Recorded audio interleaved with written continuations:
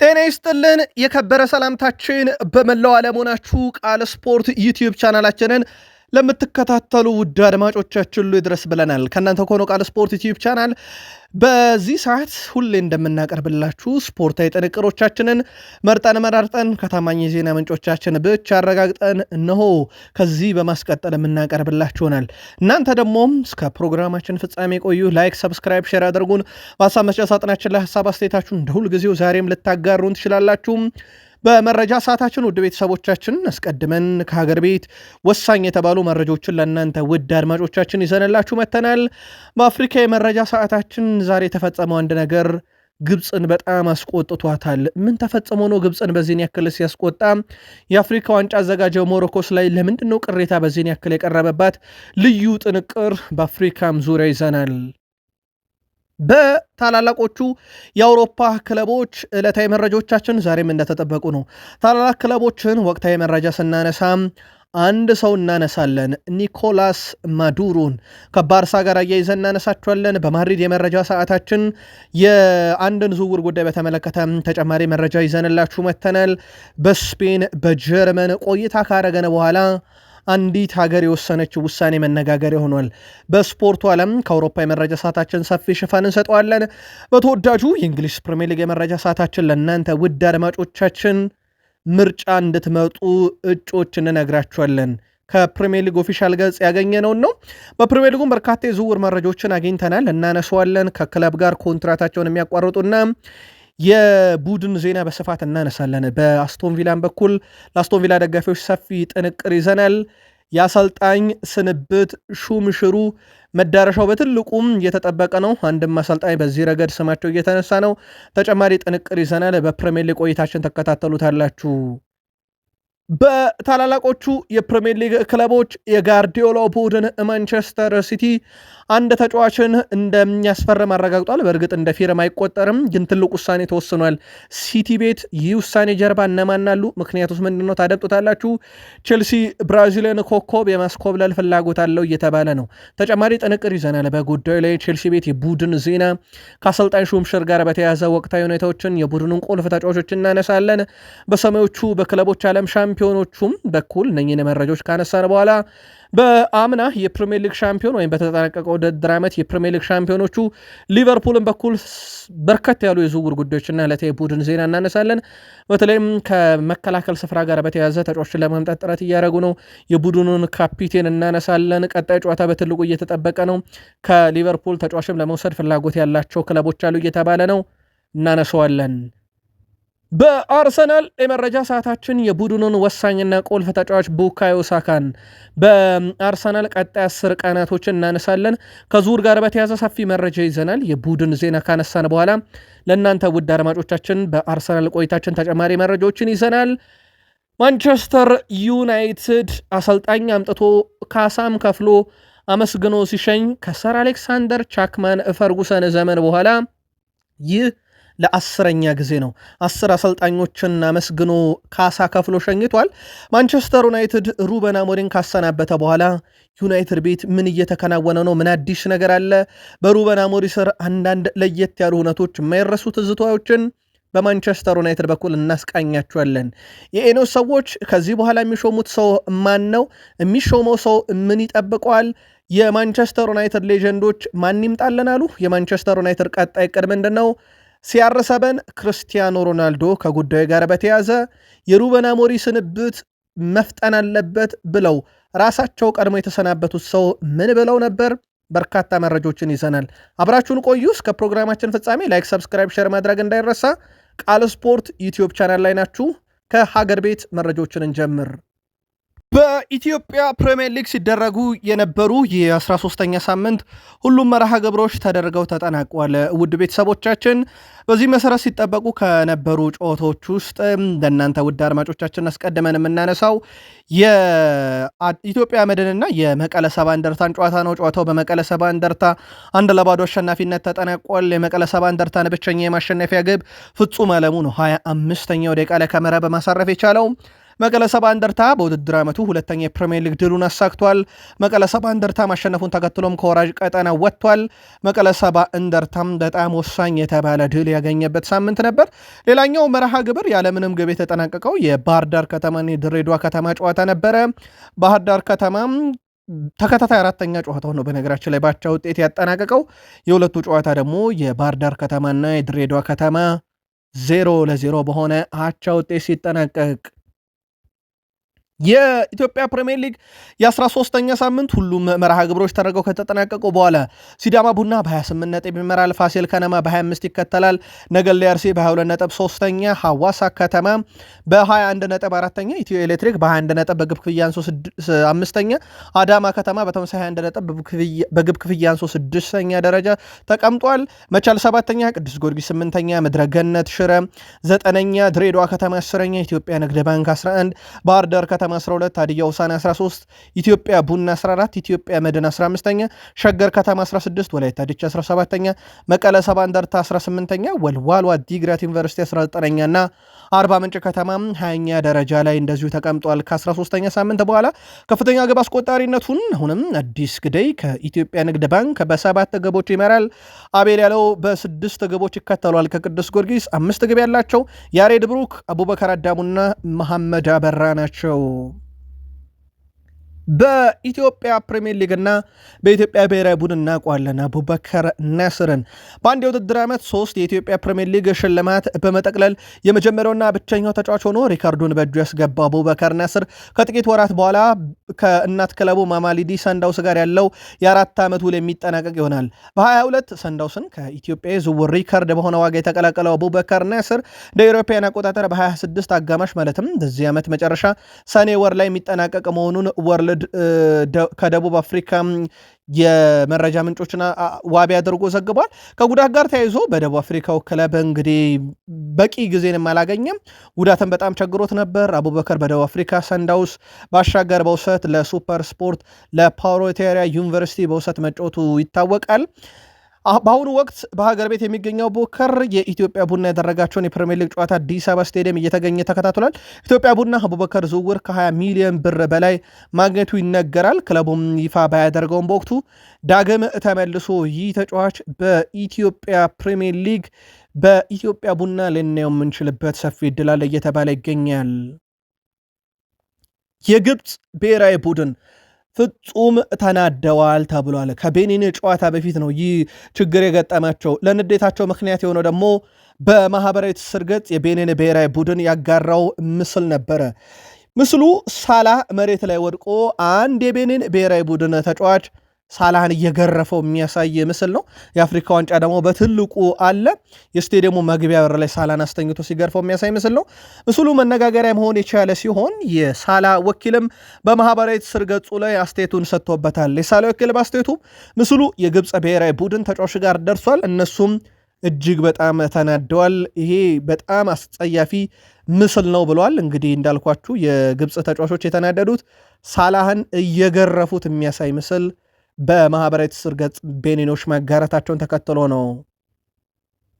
የአፍሪካ ዋንጫ ሞሮኮ እየተካሄደ ነው። ቅሬታ እየቀረበባት ነው። የአፍሪካ ዋንጫው አዘጋጅ ሀገር ሞሮኮ በውድድሩ የዳኛ እገዛ እየተደረገላት ነው የሚል ቅሬታን የቀረበባት ሞሮኮ በጥሎ ማለፍ ታንዛኒያን በረታችበት ጨዋታ ላይ በመጨረሻ ደቂቃ ፍጹም ቅጣት ምት ጠይቃ ዳኛው በቫር ለመመልከት ፈቃደኛ ለመሆናቸው ይታወቃል። የዕለቱ ዳኛ በሰዓቱ ክስተቱን በቫር ከመመልከት ይልቅ ለታንዛኒያ ተጫዋቾች ተቃውመዋል በሚል ቢጫ ካርድ መዘው ነበረ። ይህ በእንዲህ እንዳለ በእረፍት ሰዓት የሞሮኮ እግር ኳስ ፌዴሬሽን አባላት ከጨዋታው ዳኞች ጋር ሲነጋገሩ የሚያሳይ ቪዲዮ መለቀቁ ነገሩን አነጋጋሪ አድርጎታል።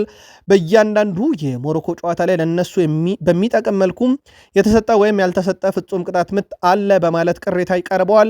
ከጨዋታ በኋላ አስተያየታቸውን የሰጡት የታንዛኒያ ብሔራዊ ቡድን አሰልጣኝ ሚጌል ጋሞንዲ ዋንጫውን ለሞሮኮ የመስጠት ሀሳብ ያለ ይመስለኛል ብለዋል። ከ2 ዓመት በፊት የወቅቱ የታንዛኒያ አሰልጣኝ የነበሩት አዴል ኦሞሩቺ ለአፍሪካ እግር ኳስ ሁሉንም የምትወስነው ሞሮኮ ነች ብለው ነበረ። ለዚህ አስተያየታቸው ካፍ አሰልጣኙን 8 ጨዋታ እገዳና $10,000 በወቅቱ ቀጥቶ ነበር። አሁን ደግሞ ዋንጫውን ለሞሮኮ የመስጠት እቅድ ያለ ይመስለኛል ብለዋል። ስንት ጨዋታ ይቀጣቸው ነው ካፍ? እውነት ሞሮኮ በዳኛ እገዛ ነው ወይስ የደረሰችው? አነጋጋሪው ጉዳይ ነው። የተወዳጁ እንግሊዝ ፕሪሚየር ሊግ 20ኛ ሳምንት ጨዋታዎች ተደርገው ከተጠናቀቁ በኋላ ፕሪሚየር ሊጉ በኦፊሻል ገጹ ላይ ከነኚህ 5 ተጫዋቾች የሳምንቱ ምርጥ ማን ነበር መርጣችሁ ጻፉልኝ ብሏል። እኛም በቃል ስፖርት ዩቲዩብ ቻናል የሀሳብ መስጫ ሳጥናችን ላይ ጻፉልን።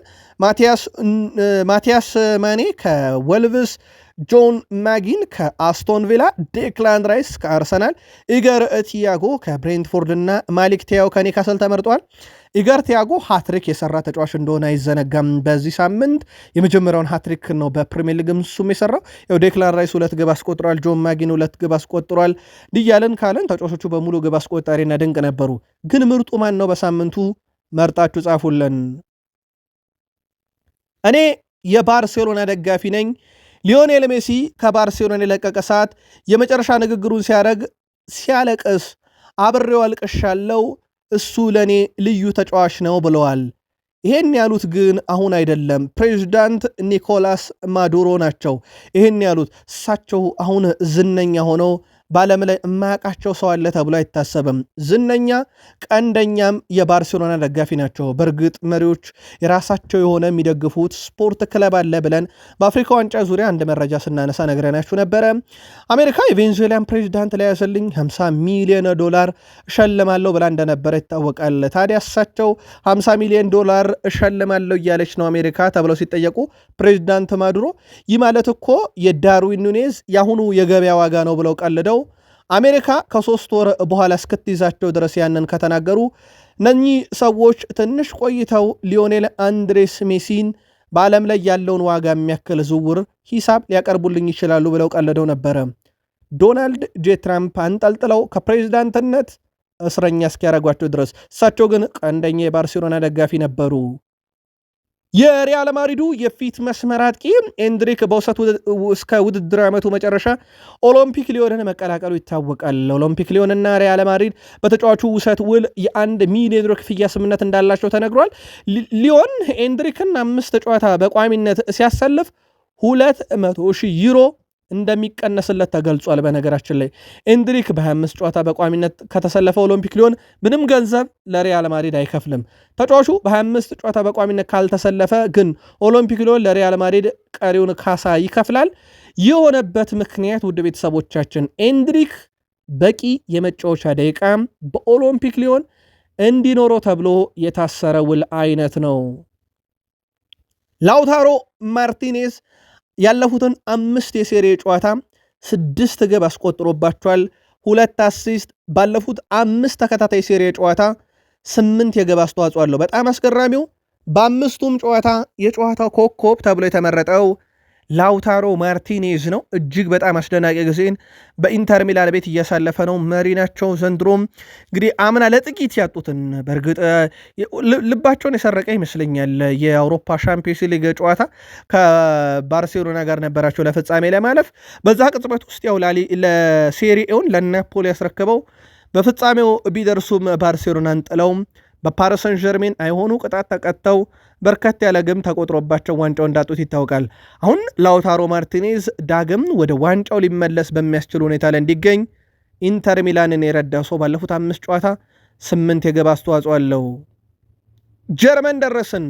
ባየር ሙኒኮች ተጫዋች አዘዋውረዋል። በጣም አስገራሚ ነገር ውድ ቤተሰቦቻችን፣ ይህን ተጫዋች ያስፈረሙት ከአፍሪካ ነው። ያውም አፍሪካ ውስጥ ከሚገኝ አካዳሚ መሆኑ ደግሞ ጉዳዩን አነጋጋሪ ያደርገዋል። ባየር ሙኒኮች በኦፊሻል ገጻቸውም ላይ ባራ ሳፕኮን ማስፈረማቸውን ይፋ አድርገዋል። ከጋምቢያ ይህ ጋምቢያዊ ተጫዋች የፈረመው ጋምቢያ ውስጥ ከሚገኝ አካዳሚ መልምለውት ነው። ገና 18 ዓመቱ ነው። የፊት መስመረ ተጫዋች ነው። ስለዚህ አፍሪካ ፕሮጀክቶች በጋምቢያ ደረጃ ሲገኙ እንደ ባየር ሙኒክ ያለ ክለብ ከነኛ አካዳሚ ሄዶ ተጫዋች ይገዛል ማለት ነው። አፍሪካውያን ትልቅ ተነሳሽነት የሚፈጥር ዝውውር ተደርጎ ሊወሰድ ይችላል።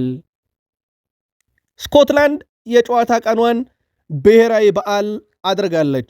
የስኮትላንድ ብሔራዊ ቡድን ከ8 ዓመት በኋላ ለመጀመሪያ ጊዜ ለዓለም ዋንጫ ውድድር ማለፏ የሚታወስ ነው። ብሔራዊ ቡድኑ የዓለም ዋንጫ የመጀመሪያ ጨዋታውን ጁን 15 በፈረንጆች አቆጣጠር ከሃይቲ ብሔራዊ ቡድን ጋር ያደርጋሉ። የሀገሪቱ ጠቅላይ ሚኒስትር ጆን ስዌይኒ የመጀመሪያ ጨዋታ የሚደረግበት ዕለት ብሔራዊ በዓል ሆኖም የእረፍት ቀን እንዲሆን እንደሚያደርጉ አሳውቀዋል። ጠቅላይ ሚኒስትሩ በማህበራዊ ትስስር ገጻቸው ባሰፈሩት መልእክት ከ28 ዓመት በኋላ ወደ ዓለም ዋንጫ መመለሳችን ለማክበር የረፍት ቀን ይሆናል ብለዋል። ስለዚህ ስኮትላንድ ውስጥ ጁን 15 2026 ስራ የለም፣ ምንም የለም፣ ኳስ ብቻ ነው ያለው። ብሔራዊ ቡድኑ መጫወቱን ተከትሎ የድል በዓል ይሆናል ማለት ነው። ውድ ቤተሰቦቻችን ቃል ስፖርት ዩቲዩብ ቻናላችን ላይ ትገኛላችሁ። ከሀገር ቤት እስከ ባህር ማዶ ለእናንተ ውድ አድማጮቻችን መርጠን ያሰናዳላችሁን ስፖርታዊ ጥንቅሮች በቅደም ተከተል እያደረስናችሁ እንገኛለን። ከተወዳጁ የእንግሊዝ ፕሪሚየር ሊግ ብቻ ወዳገኘናችሁ የዕለቱ ጥንቅር እንሻገር። ሀሳብ አስተያየታችሁን እያጋራችሁን አብራችሁን ቆዩ። የሃያኛ ሳምንት የእንግሊዝ ፕሪሚየር ሊግ ሁሉም ጨዋታዎች ተደርገው ከተጠናቀቁ በኋላ ብለን መግቢያችን ላይ 5ቱን እጩ ነግረን እምረጡ ብለናችሁ ነበረ። በድጋሜ ላልተከታተላችሁን ማቲያስ ኑኔስ ከወልቭስ፣ ጆን ማክጊን ከአስቶን ቪላ፣ ዴክላን ራይስ ከአርሰናል፣ ኢገር ቲያጎ ከብሬንትፎርድ እና ማሊክ ቲያኦ ከኒካስል ዩናይትድ የሃያኛ ሳምንት የሳምንቱ ምርጥ ተጫዋች እጩ ሆነው ቀርበዋል። ምርጡ ማን ነበር? መርጣችሁ ላኩልን። እኛ ከቀጣዩ መረጃችን ውስጥ አንደኛው የሳምንቱን ምርጥ ለእናንተ ይፋ ማድረግ ነው። በእንግሊዝ ፕሪሚየር ሊግ 20ኛ ሳምንት መርሃ ግብሮች ተደርገው ከተጠናቀቁ በኋላ ሁስኮርድም የሳምንቱን ምርጥ 11 በየሜዳ ክፍሉ በ4-4-2 ፎርሜሽን መርጧል። በግብ ጠባቂነት ከወልቭስ ተመርጧል። ግብ አላስተናገደም በዚህ ሳምንት። ወልቭስም የመጀመሪያ ድሉን ሲያሳካ የዚህ ግብ ጠባቂ ሚና ትልቅ ነበረ። ተከላካይ ሁለቱም ከኒካስል ዩናይትድ ሜሊና ቲያኦ፣ ቀሪዎቹ ከብሬንትፎርድ ኮሊንስ እና እንደዚሁም ከብራይተን ኤንድ ሆቭ አልቢዮን ካዱጉሉ ተመርጠዋል። ሁለት የአማካኝ ስፍራ ተጫዋቾች ያኒት ከብሬንትፎርድ እና ዴክላን ራይስ ከአርሰናል፣ ቀኙን ለማጊን እንደዚሁም ግራውን ለግሪሊሽ፣ 9 ቁጥር ቦታ ላይ ማቲያስ ኩኛ ከማንቸስተር ዩናይትድ እና ኢገር ቲያጎ ከብሬንትፎርድ ተመርጠዋል። ይህ የውስኮርድ የሳምንቱ ምርጥ 11 ናቸው። ወደ ቤተሰቦቻችን በቀጣይ መረጃ ሰዓታችን የአለን ሺረርን የሳምንቱን ምርጥ 11 በአሰልጣኝም ጭምር በቀጣይ መረጃ ሰዓታችን ለእናንተ ውድ አድማጮቻችን እናደርሳለን። በውስኮርድ ጎደለ የምትሉት ካለ ግን ጻፉልን። ዌስትሃም ታቲ ካስቴሎናስን ከላዚዮ አስፈርሟል። ላጥቂው 29 ሚሊዮን ዩሮ ማውጣታቸውን ይፋ አድርገዋል።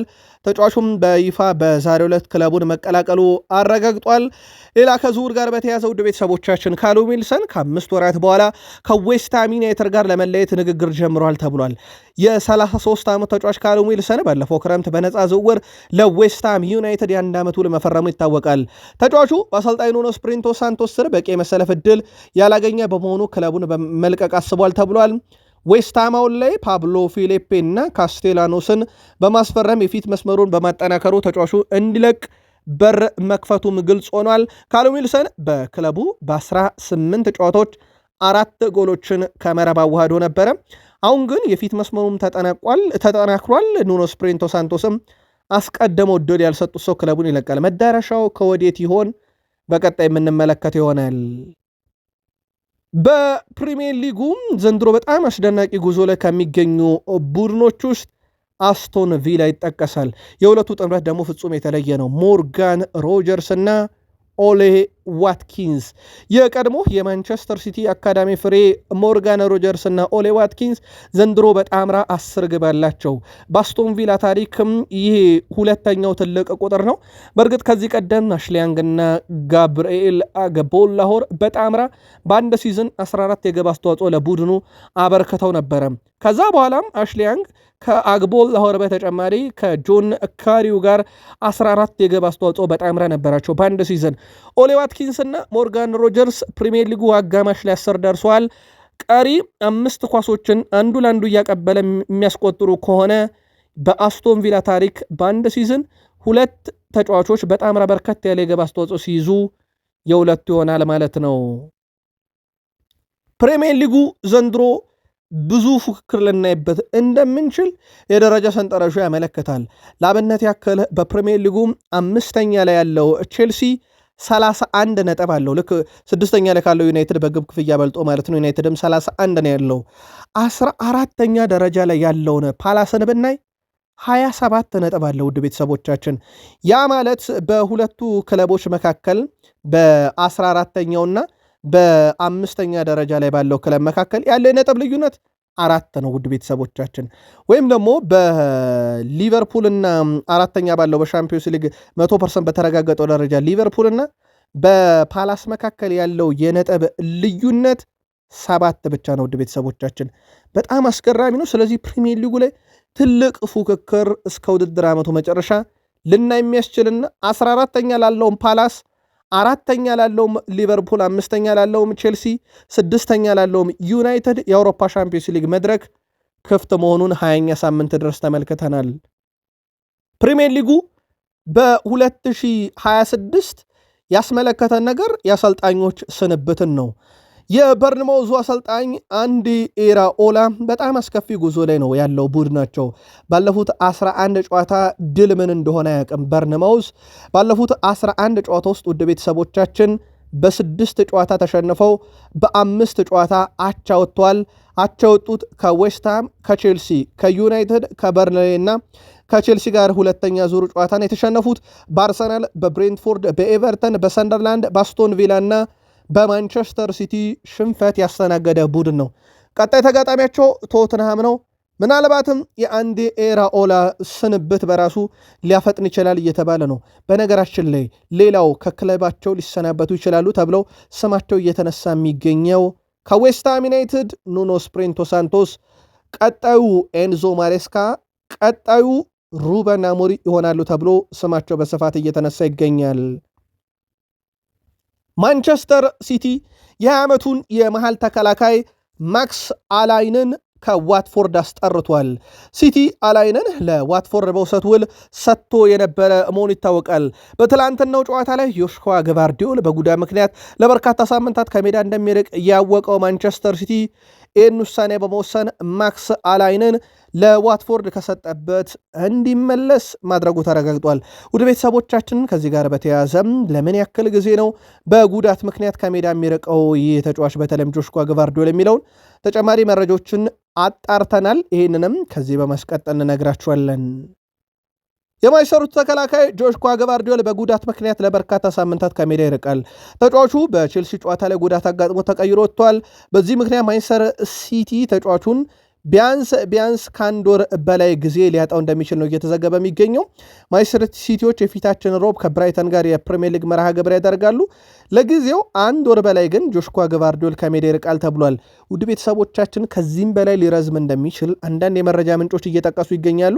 ከአንድ ወርም በላይ እንደሆነ ተጨማሪ መረጃዎችን ለማጣራት እየሞከርን ነው። 3 ወርም በሚል ዘገባ ይዘው ይወጡ አሉ።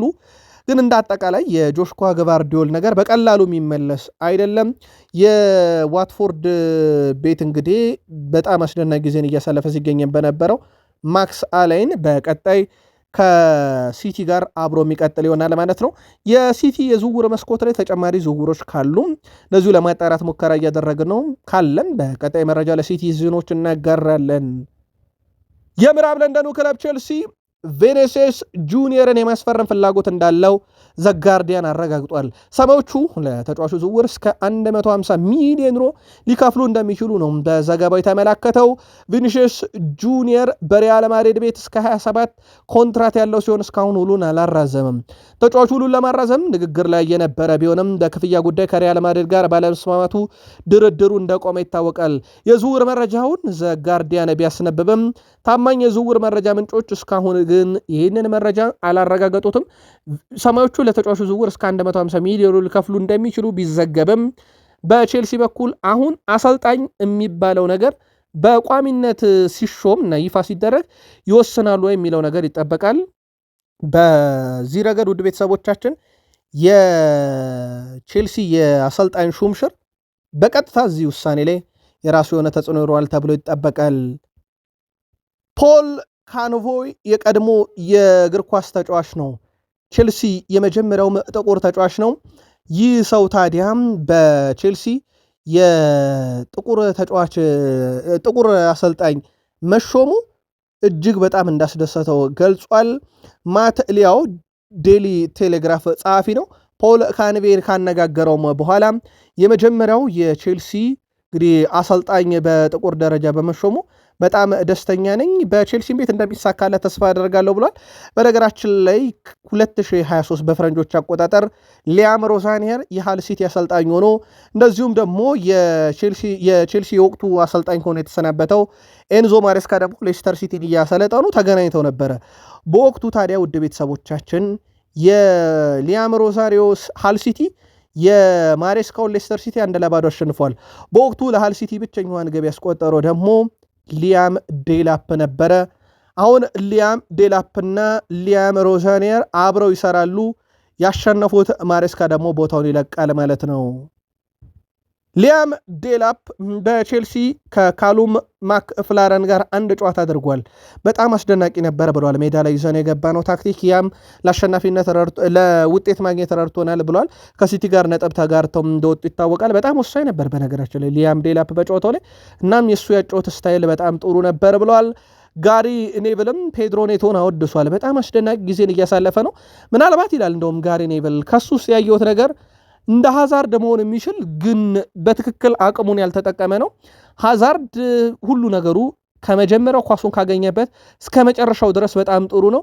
የፔድሮ ኔቶም አንዳንድ ነገሮቹ ጥሩ ናቸው፣ ግን የመጨረሻ ውሳኔዎቹ ላይ አሁንም ብዙ መስተካከል ያለበት ነገር አለ። ፈጣን ነው፣ ጥሩ ድሪብለር ነው፣ ግን የሚጎሉት ነገሮች አሉ። ግን በቼልሲ ቤት በጣም ጥሩ ነገር ሲያደርግ ተመልክቼዋለሁ ብሏል። የፔድሮ ኔቶ ነገር ግን ብዙ የተዘመረለት አይመስልም። ምናልባት የግብ ቁጥሮቹ በጣም የተጋነነ ለመሆን ወይንስ ቼልሲዋን ግን ይህን ተጫዋቻችሁ እንዴት ታዩታላችሁ? ጻፉልን።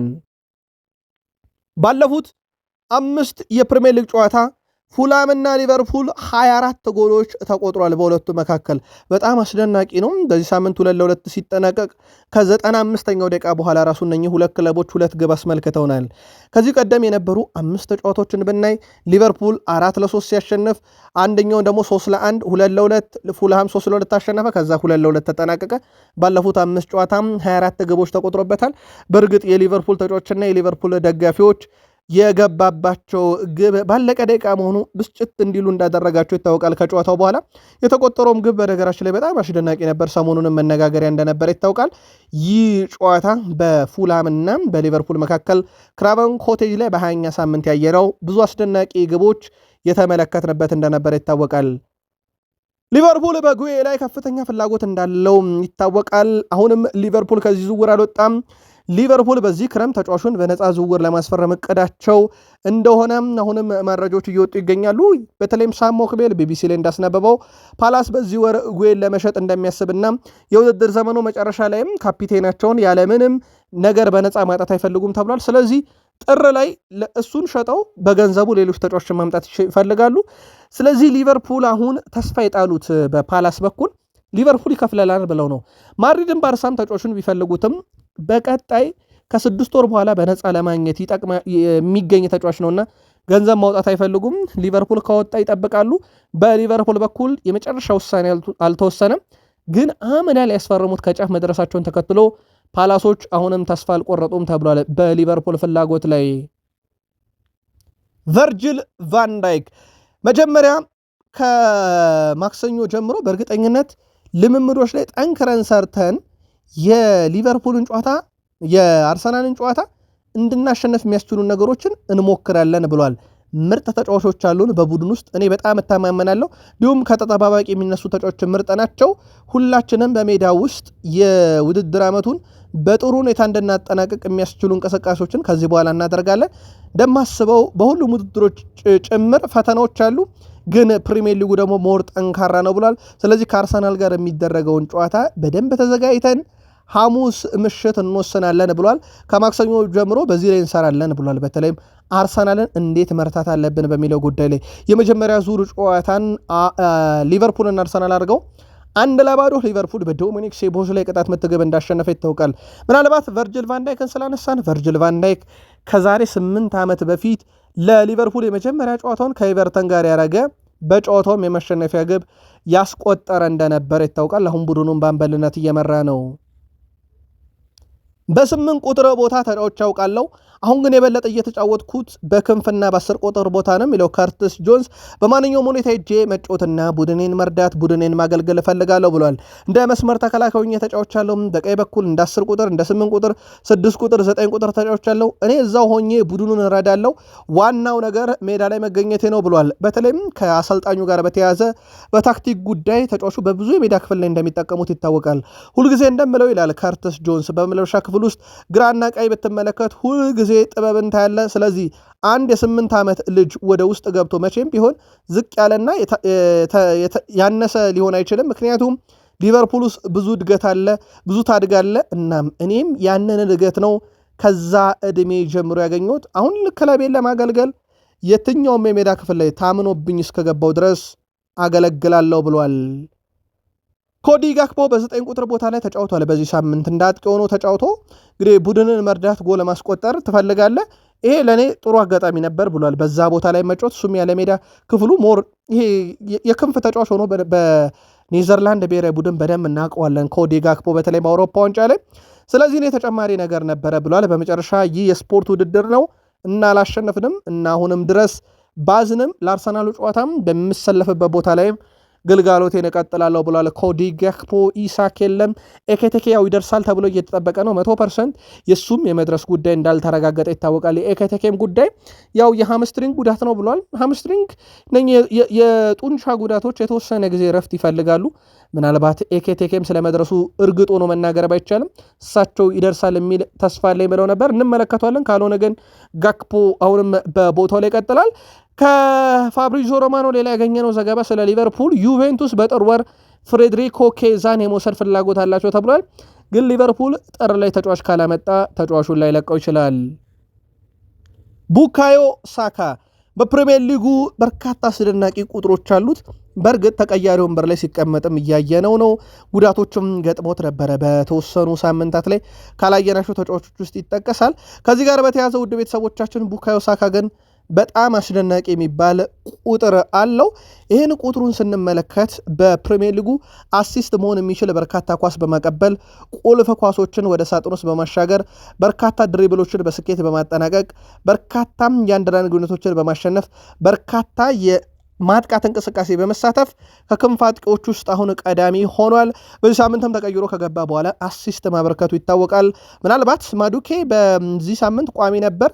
በቀጣይ ጨዋታ ግን ማይክል አርቴታ ለቡካዮ ሳካ እድሉን ቅድሚያ ሊሰጡት ይችላል ተብሎ ይጠበቃል። ለሊቨርፑል ጨዋታ ሳካ ወይንስ ማዱኬ ማን መቅደም ያለበት? አርሰናላውያን ጻፉልን።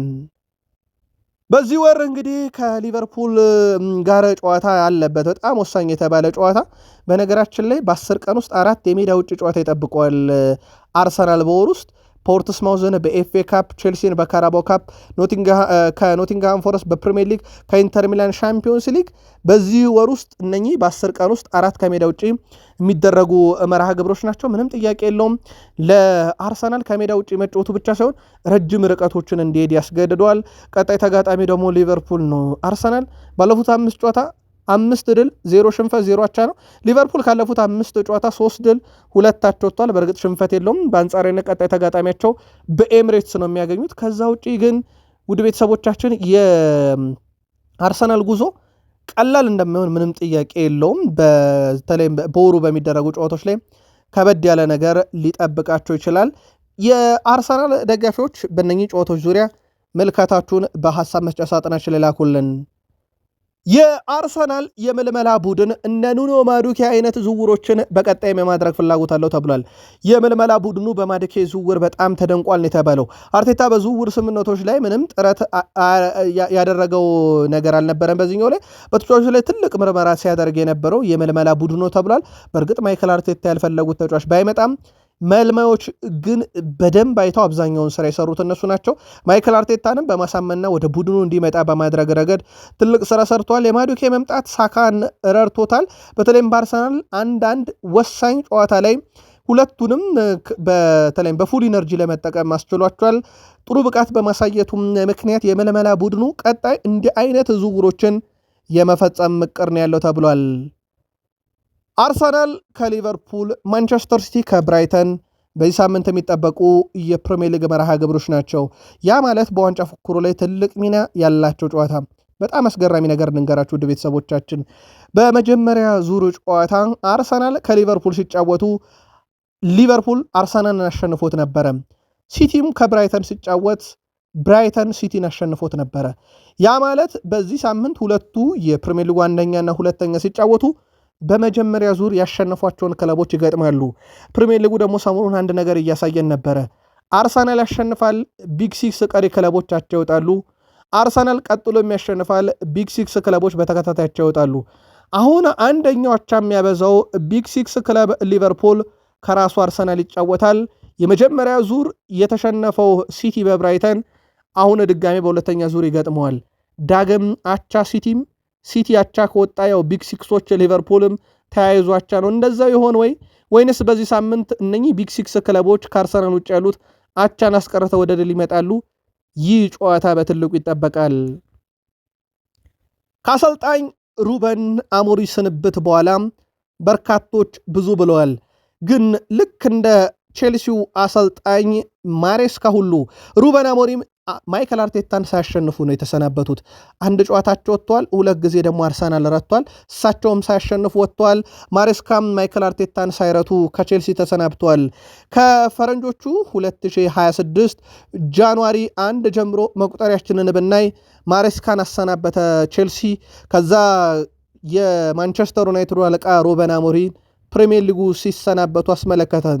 ተረኛው ያለምንም ጥርጥር የዌስትሃም ዩናይትዱ ኑኖ ስፕሪንቶ ሳንቶስ እና ለዚሁም በተወሰነ መንገድ ጫና አለባቸው እየተባለ የሚገኙት አሁን ላይ አንዲ ኢራኦላም ስማቸው እየተነሳ ነው። ሞርግን የዌስትሃም አሰልጣኝ ኑኖ ስፕሪንቶ ሳንቶስ በዌስትሃም ስለመቆየታቸው እርግጠኛው ነው መናገር የማይቻልበት ሰዓት ደርሷል። የማንቸስተር ዩናይትድ እና የቼልሲ ቦርድ አባላት በየጊዜውም የተለያዩ ቢሆኑ ማለት ነው አሰልጣኞች ሲያመጡ ሲያባረሩ ማንቸስተር ሲቲ አንድ ጋርዲዮላ ላይ ቆይቷል። በነገራችን ላይ ማንቸስተር ሲቲ ፔፕ ጋርዲዮላን አንድ ብሎ ከቀጠረበት ቀን ጊዜ ጀምሮ ዩናይትድ እና አርሰናል በጣምራ 14 አሰልጣኞችን ቀጥረዋል። በዚህ ጊዜ ውስጥ ውድ ቤተሰቦቻችን የፕሪሚየር ሊግ ጉዟቸው በጣም አስከፊ ነበር። በተለይም የማንቸስተር ዩናይትድ በጣም አስከፊ ነው። ቼልሲ በዚህ ወቅት ውስጥ የሻምፒዮንስ ሊግ ዋንጫን ራሱ ጋርዲዮላን ነጥቆት ነበረ እንደሚታወቀው። በማንቸስተር ዩናይትድ በኩል ግን የአውሮፓ መድረክ በተወሰነ መንገድ ከብዷቸው ነበረ። በስተመጨረሻም ግን ማንቸስተር ዩናይትድ ከፈርጊ በኋላ 10ኛውን አሰልጣኛቸውን በ13 ዓመት ውስጥ ሾመው በዛሬው ዕለት አሰናብተውታል። ባለፉት 13 ዓመታት ውስጥ 10 አሰልጣኝ በዩናይትድ መጥተው ሄደዋል። ዴቪድ ሞይስ የሰር አሌክሳንደር ቻክማን ፈርጉሰንን ያን አደገኛ ወንበር መጀመሪያ የተቀመጡበት ሰው ናቸው። እሳቸውም እንግዲህ ይሄ መንበረ ስልጣን አልሆንላቸው ብሎ ተሰናበቱ። ሪያን ጊግስ ኢንትሪም ወይም ደግሞ ጊዜ አሰልጣኝ ሆኖ ተረከባቸው። ሉዊስ ቫናል ዋና አሰልጣኝ ሆኑ። ቀጥሎ ጆዜ ሞሪኖ ነበሩ መንበረ ስልጣኑን የተረከቡት። እሳቸውም አልሆነም። ዩናይትድን ባህል ወግ የሚያቅ ሰው በቋሚነት ያሰልጠን ተብሎ ኦሊ ገነ ሶልሼር ተረከበ። ጅማሩ ጥሩ ይመስል ነበር፣ በኋላም ነገሮች ከፉ። ከዛ በኋላ ማይክል ካሪክ በጊዜያዊነት ዩናይትድን አልሰለጠነም። ከዛ ራልፍ ራኒክ ቀጠሉ፣ ኤሪክ ቴናግ ቀጠለ፣ ሩድ ቫን ኒስተልሮይ በጊዜያዊነት ቡድኑን አሰለጠነ። ተረኛው ሩበን አሞሪም ነበሩ። ልክ እንዳለፉት አሰልጣኞች ካሳ ተከፍሏቸው በዩናይትድ ተመስግነው በዛሬው ዕለት ተባረዋል። ዳረን ፍሌቸር ከሁለት ልጆቹ ጋር ሆኖ ማንቸስተር ዩናይትድን ከየት ወዴት ይወስደዋል የሚለው ደግሞ በቀጣይ ይጠበቃል። በማንቸስተር ዩናይትድ ቤት ሩበን አሞሪም አንድ ብለው ማንቸስተር ዩናይትድን ማሰልጠን ከጀመሩበት ጊዜ ጀምሮ በርካታ ጨዋታዎችን ለሳቸው ቡድን በመጫወት ብሩኖ ፈርናንዴዝን የሚስተካከል የለም። 42 ጊዜ በሳቸው ጨዋታ ተገኝቶላቸዋል። ሌኔሮ 41 ጊዜ፣ ዲየጎ ዳሎት 40 ጊዜ፣ ማኑኤል ኡጋርቴ 37፣ ኑስር ማዝራዊ 35 ጊዜ ተገኝቷል። ለሩበን አሞሪም ቡድን በርካታ ግብ ያስቆጠረው ብሩኖ ፈርናንዴዝ ነው። 11 ግብ፣ አማድ ዲያሎ 9፣ ብሪያን ቤሞ 6፣ ጆሽኳ ዚርክዚ፣ ካዘሜሮ፣ ሜሰን ማውንት እና ማቲያስ ኩኛ 4 አስቆጠሩላቸው። በሳቸው የአሰልጣኝነት መንበረ ስልጣን በነበሩበት ጊዜ የብሩኖን ያክልም አሲስት ያደረገ የለም። 14፣ አማድ 6፣ ዲያጎ ዳሎ 4፣ ማኑኤል ኡጋርቴ፣ ፓትሪክ ዶርጉና ክርስቲያን ኤሪክሰን 2 አላቸው። ሩበን አሞሪ ዘመን ምናልባትም እንዲያመር ካደረጉ ሰዎች ብሩኖ ፈርናንዴዝ በርካታም ጨዋታ አድርጎላቸው በርካታ ግብም አስቆጥሮላቸው በርካታ አሲስትም አድርጎ እሱ በጉዳት ሜዳ ላይ በሌለበት ሳምንት እሳቸው ተሰናብተዋል። ከሁለተኛው የዓለም ጦርነት በኋላ ማንቸስተር ዩናይትድን ካሰለጠኑ አሰልጣኞች ሁሉ እንደ ሩበን አሞሪ የከፋ ውጤት ያስመዘገበ አሰልጣኝ በዩናይትድ ዝርዝር ውስጥ የለም። እሳቸው ሩበን አሞሪ ዛሬ እስኪሰናበቱ ድረስ የማሸነፍ ንጻሪያቸው 31.9% ብቻ ነበረ። ይሄ በማንቸስተር ዩናይትድ አሰልጣኝነት ታሪክ ውስጥ እንዲህ አይነት ዝቅተኛ ውጤት ሲያስመዘግቡ በእግር ኳስ ፍልስፍናቸውም እንግዲህ በተለይ የሚከላከል ቡድን ይወዳሉ፣ ጨዋታን በትክክል ቡድን እንዲያሸንፍ አያደርጉም እየተባሉ ብዙ ትችት ቀርቦባቸው ግን ቼልሲን ያነገሱ፣ ማድሪድን ያነገሱ፣ በጣሊያንም በፖርቱጋልም ሊግ የነገሱ ጆዜ ሞሪኖ እንኳን 53.8% የማሸነፍ ንጻሬ በመያዝ ከሰር አሌክሳንደር ቻክማን ፈርጉሰን ቀጥሎ ሁለተኛው ናቸው። የእሳቸው የሩበን አሞሪ ግን በብዙ የከፋ ነው። እንዳልኳችሁ ከሁለተኛው የዓለም ጦርነት በኋላ ዩናይትድን ከመሩ አሰልጣኞች ሁሉ የከፋው ሆኗል። በቀጣይ ማንቸስተር ዩናይትድ በጊዜው አሰልጣኝ ዳረን ፍሌቸር ከሁለቱ ልጆቹ ጋር ሆኖ ዩናይትድን እሱ እያሰለጠነ ሁለቱ ልጆቹ ደግሞ እየተጫወቱ አባት በአሰልጣኝነት ሁለት ልጆች በተጫዋችነት ዩናይትድን በጊዜያዊነት እንግዲህ በተጫዋችና በአሰልጣኝነት ይመሩታል።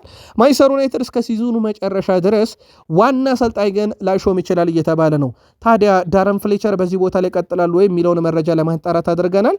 ምናልባትም ዳረን ፍሌቸር እስከ ዓመቱ መጨረሻ ካልሆነ ግን እንደ ማይክል ካሪክ ያለ ሰው ለሁለተኛ ጊዜ በማንቸስተር ዩናይትድ ልክ በኦሊ ጉናር ሶልሼር እና በራልፍ ራኒክ መካከል እንደሆነው ሁሉ አሁን በሩበን አሞሪና በቀጣዩ አሰልጣኝ መካከል ካሪክን ልናየው እንችላለን ተብሏል።